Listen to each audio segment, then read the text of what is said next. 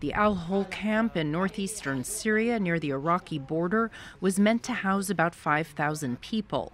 Instead, it is overflowing with more than 80,000, most of them women and children.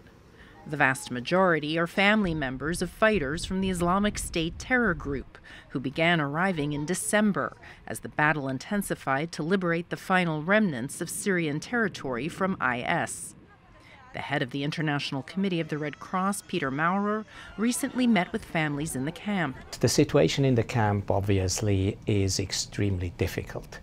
A lot of people have come to those camps. It's difficult to provide the basic services, food, shelter, medical services, water, sanitation services.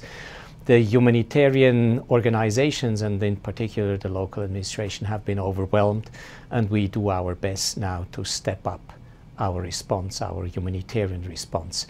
Most are Syrian and Iraqi citizens, but there are about 10,000 people who are nationals of dozens of other countries, many of whom who do not want them back.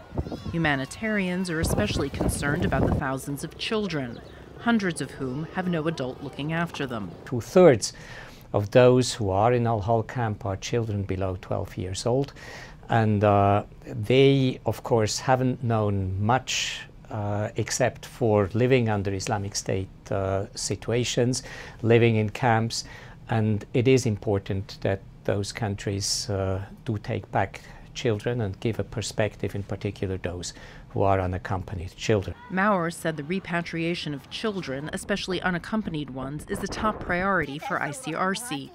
While some countries have taken back large numbers of children and women, others are reluctant to do so. I understand the difficulties, but I also urge everybody who has foreign nationals in those camps not to just burden the local authorities, the Iraqi authorities, and the local Kurdish authorities with their nationals, but to care about and to find a solution for the situation. In other recent conflicts, such as in Afghanistan and Iraq, while there were many foreign fighters present, they did not have their families with them. Now the international community must muster both the political will and the money to find and implement a just and legal solution. Until then, thousands remain in limbo in Al-Hol. Margaret Besheer, VOA News, the United Nations.